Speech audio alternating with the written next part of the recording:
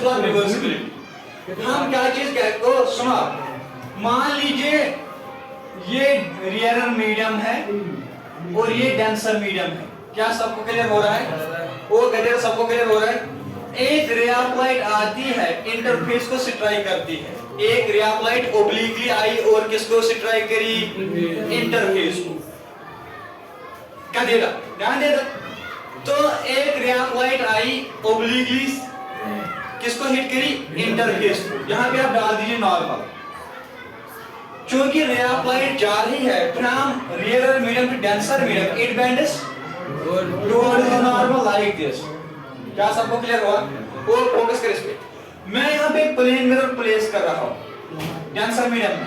क्या प्लेस कर रहा हूँ? Plane mirror. अच्छे से सुन, प्लेन मिरर में इस तरह प्लेस कर रहा हूँ कि जब ये रे ऑफ लाइट आ जाएगी ये नॉर्मली फॉल करेगी मिरर पर। क्या करेगी? नॉर्मली फॉल कर रही है मिरर पर। जब ये नॉर्मली फॉल करेगी मिरर पर, it will retrace its path. ये हमने पढ़ा हुआ है, ये अपनी पाथ को क्या करेगी? रिट्रेस। आप जब वापस से इंटरफेस पे जाएगी ना, ये यहां से बिल्कुल इसी पाथ से वापस जाएगी जिस पाथ से आई थी।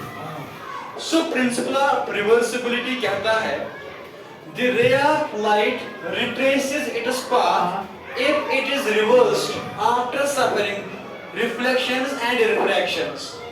अगर एक रे ऑफ लाइट बहुत सारी रिफ्लेक्शंस और रिफ्रैक्शंस के थ्रू गुजर रही है, फिर हम उसकी पाथ को रिवर्स करेंगे तो वो उसी पाथ से वापस जाएगी जिस पाथ से वो आई थी। इसको हम कहते हैं प्रिंसिपल ऑफ रिवर्सिबिलिटी। क्या कहते हैं? लिखिए, आप स्टेटमेंट लिख दीजिए, प्रिंसिपल ऑफ रिवर्सिबिलिटी। स्टेटमेंट इसका लिखो। It states that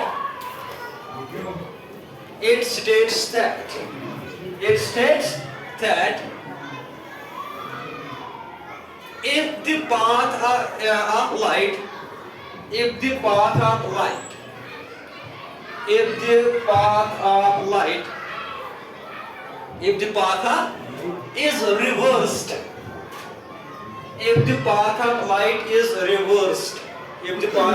is reversed, after suffering number of reflections and refractions, after suffering number of reflections and refractions, after suffering number of reflections and refractions, then it retraces, वो गधेड़े बंद करिए, then it retraces its path, तो ये अपनी path को क्या कर रही है? रिट्रेस कर। इसको क्या कहते हैं? Principle of reversibility. अब आप सुनिए, यहां से एक प्रिंसिपल निकालेंगे। सुन, ये μ1 इसका रिफ्रैक्टिव इंडेक्स, ये μ2 इसका रिफ्रैक्टिव इंडेक्स। क्या सबको क्लियर हुआ? आप ध्यान दीजिएगा। अगर मैं आपको बता दूं, मुझे चाहिए μ2 विद रिस्पेक्ट टू μ1। ये मान लीजिए ये I है और ये R, और क्या सबको क्लियर हो रहा है? ध्यान दीजिए, जरा बता दीजिए किसके बराबर आएगा? वो आएगा म्यू, शाबाश, 2 अपॉन μ1, वो आएगा sin I by sin R। क्या यही आएगा? इन टर्म्स ऑफ एंगल्स, जिसका निकालना है उसका एंगल डिनोमिनेटर में। क्या ये क्लियर हुआ? इसके बाद मैं आपको बताता हूं, मुझे चाहिए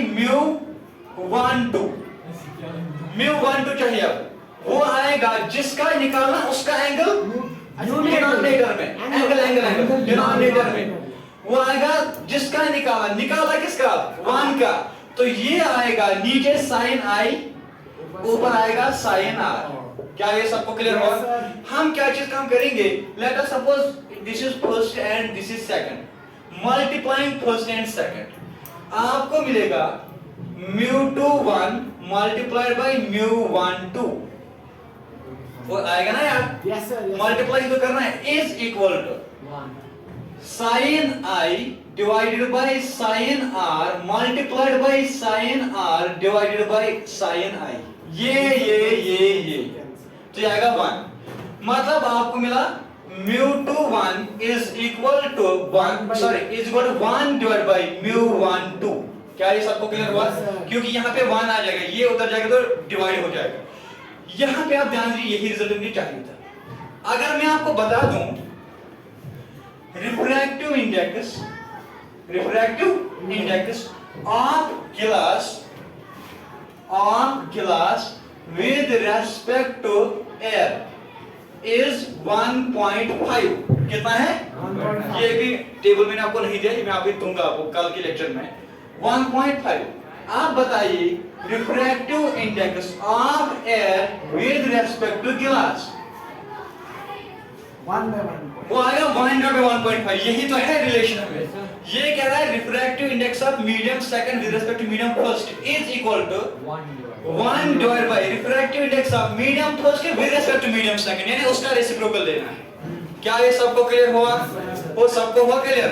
उतार दीजिए ये चीज इसमें, बस ये रिजल्ट हमें कल यूज होगा क्लास लैब में। कल मैं क्लास लैब पढ़ाने जा रहा हूं तो उसमें रिजल्ट ही यूज होगा। और एक चीज, जब भी मैं पढ़ाऊं किताबें बंद कर दीजिए। बाद में आप एक चीज देख सकते हैं कि घर में जाके चाहे रेफरेंस चाहे कहीं पे भी, क्या मैंने कोई पॉइंट तो छोड़ा नहीं। अगर मैंने छोड़ा हो तो आप बता सकते हैं नेगेटिव कि आपने ये नहीं पढ़ाया।